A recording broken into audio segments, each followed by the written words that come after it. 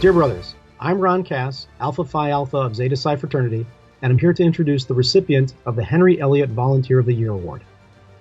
At our 150th International Convention in 1997, the Zeta Psi Awards Committee sought to acknowledge the one Zate who was deemed to be the most impactful volunteer of the third half-century since our founding in 1847. That Zate was Henry M. Elliott Jr., Ada 45, a Zate beloved by those who knew him for mentoring many Zates in their professional careers and for giving extraordinary service to Zeta Psi. Brother Elliot not only served his own chapter at Yale for 5 decades, but was treasurer of the RPI chapter for almost 40 years. He was the father of the founding brother of the Pi Tau chapter at WPI, and he served the International Fraternity on its board for many years and served as Phi Alpha number 110 in the 1969-1970 year. Following Henry's passing in 2000, the Awards Committee recognized that his legacy should be the standard for outstanding service to Zeta Psi by establishing the Volunteer of the Year Award in his name.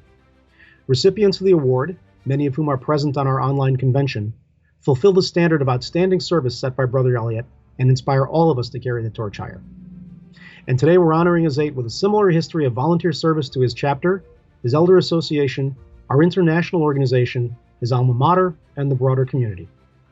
This year's recipient of the Henry Elliott Award for Volunteer of the Year is Jay Maguire, Iota Alpha 1992. After starting a career as a lobbyist in Washington, Jay returned to Austin and reached out to the Iota Alpha elder community to ask how he could help. He instantly became a cornerstone of the University of Texas Elder Chapter, serving as Elder Phi until just a couple of years ago. While Elder Phi, Jay created a structure for the organization, was constantly at the house, and participated as an elder leader at the national level. In 2018, Jay was instrumental in creating an alumni council for IFC fraternities at the University of Texas to provide a unified voice to promote academic achievement, leadership development, philanthropy, and health and safety across the University of Texas and broader Austin community.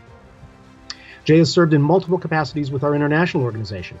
Jay has served as a board member, led modernization of our social media presence, drove the Legacy Project, and has led an effort to improve our Elder Chapter development, including helping creating programming for Elder Chapter leadership at our Kirby conference. But I think Jay would most like me to talk about his work to combat hazing. As you just heard, along with alumni of other fraternities and families of victims of hazing, Jay founded Parents and Alumni for Student Safety, or PASS, to eradicate hazing through education, oversight, and advocacy. That organization's mission is to help the Greek system itself and other campus organizations recognize that eliminating hazing will result in stronger as well as safer campus organizations. Similar to today's panel, Jay has brought the message of this organization to our own Kirby conference, hosting a powerful presentation by the Piazza family. As part of this mission, Jay was a leader in the successful campaign to pass Texas Senate Bill 38, which expands the definition of hazing offenses, holds individuals liable for their actions, provides liability protection for Good Samaritan responders, and requires visibility of hazing offenses by the schools themselves. In 2020, PASS received the North American Interfraternity Conference's Laurel Wreath Award in recognition of their unique influence within the fraternal world.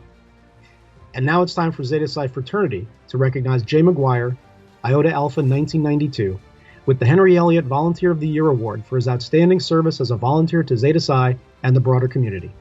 Congratulations, Jay. Thank you for your service. Tau Kappa Phi, and hook 'em horns. Thank you, Brother Cass, for that kind introduction. Brothers, guests, and friends of Zeta Psi, I want to take a few moments to express my gratitude for being awarded the Henry Elliott Service Award this year. As an Iota Alpha Zate, a former Elder Phi, and former trustee of the Zeta Psi Educational Foundation, I take my volunteer work with the fraternity very seriously. The fraternity has been a part of my life since I entered the University of Texas as a 17-year-old freshman, and the lifelong friendships I formed back then and in the years since have carried me through all the joys and all the challenges life has thrown my way ever since. Our brotherhood and our values are universal and timeless. I've been able to connect with brothers in cities across the world, from Washington, D.C. to Pongo Pongo, and wherever I've gone, I've been able to find real community within the circle of Zeta Psi. And so it's been important to me to be a part of ensuring that experience is available to future generations. Just as several distinguished elder brothers did in the past, One in particular, Admiral Jim Carey, former Phi Alpha, comes to mind. While both Jim and I have been active in national and state politics, and nobody who knows us would say we have much in common politically, they'd be wrong to think that that was the whole story. In my years in D.C., I observed how Admiral Carey identified problems and sought ways to solve them. He created organizations and partnerships. One provided internships on Capitol Hill for brothers who just needed someone to open a door for them. Another organized a national association of flag and general officers to help former top military brass cope with civilian life. Jim spent countless hours and dollars of his own money trying to make a difference to the people he cares so much about. And in that sense, he set the bar. I wanted to be like Jim, because to me, that is what Zates do. We find a way to meet challenges and make things better.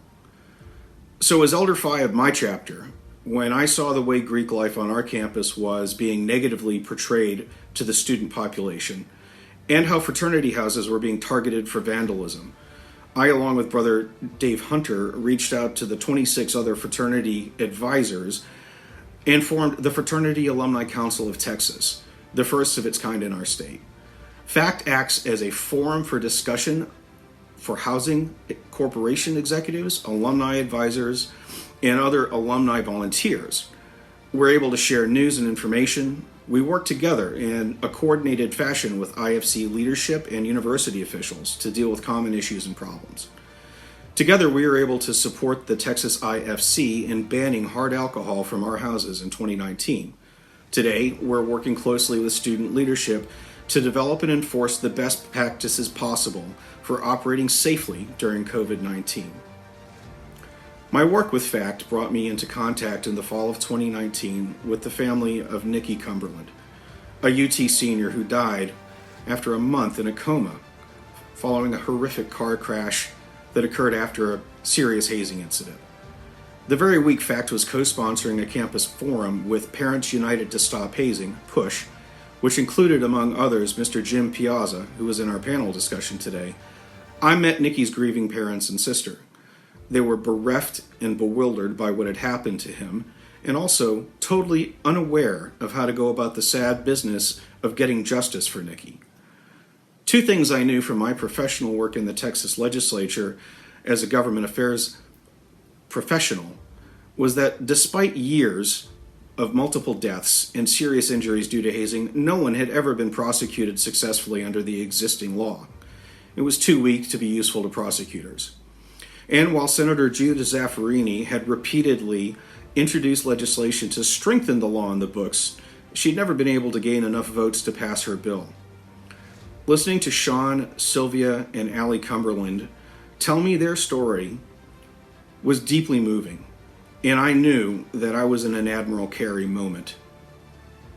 So, with the financial backing of other dedicated Greek alumni leaders, Scott Noble of Phi Psi, Robin French of SAE, I formed Parents and Alumni for Student Safety, PASS, a 501c3 nonprofit dedicated to ending hazing through oversight, education, and policy reform. We assembled a team of other families who'd lost sons and brothers to hazing, fraternity alumni with political connections and a perspective on hazing similar to ours, attorneys, prosecutors, victims, advocates, and we all went to work. I'm proud to say that we were able to show up for Senator Zaffarini's hearing on her bill, Senate Bill 38, in force, with parents telling harrowing stories, frustrated alumni explaining how difficult it is to change a culture where there's no legal accountability, our National Trade Association leader giving the big picture perspective, and our own student body president testifying that a change was needed. During the 140 days of the legislative session, I sat in the House and Senate galleries and committee rooms with the families, explaining the process, helping them with their testimony, and working on strategy. We met with Senator Zaffarini and House sponsor Representative J.M. Lozano on a number of occasions and took meetings with virtually every other office holder in the building. Lobbying done right is 10% strategy and 90% perspiration. And in the 30 years I've been in the business, I don't think I've ever pushed a team so hard or pushed myself to work so much. After all was said and done, we passed the bill through both chambers with healthy majorities. and obtained the governor's signature after a veto threat, and SB 38 became law. Now, the long-established practice of taking pledges to remote locations away from campus to haze them is easier to prosecute, with a change of venue provision being added to the law. Now, coerced consumption of alcohol in an amount that leads to intoxication is a crime. So is coerced consumption of an illegal drug or noxious substance. It's also easier to find out which groups have a history of hazing, too, with every institution of higher education in the state new requirements to publish a website with information detailing the identity of the groups and the offenses they committed, along with the penalties assessed against them for a period of years. That way, incoming freshmen, the most vulnerable, and their parents can perform their own due diligence and see what they're signing on for. All of this is in the name of strengthening the Greek system through accountability and transparency, and really just requiring us to live up to the values all fraternities stand for. We have work ahead of us next session, with the possibility of extending amnesty or liability limits to alumni and alumni groups who report and cooperate with hazing investigations, just as individuals are given amnesty now. None of this would have been possible if I hadn't grown up in Zeta Psi, or if I hadn't learned from people like Admiral Carey. So tonight, I want to thank everyone who was a part of our effort to pass Senate Bill 38, especially Senators Zaffarini, Robin French, Scott Noble, Deb Debrick, Amy and Jay Novacek, Jim and Evelyn Piazza, and I would like to dedicate this award to Nicky Cumberland, a young man whose life ended too soon, and his family, Sylvia, Allie, and my close friend, Sean.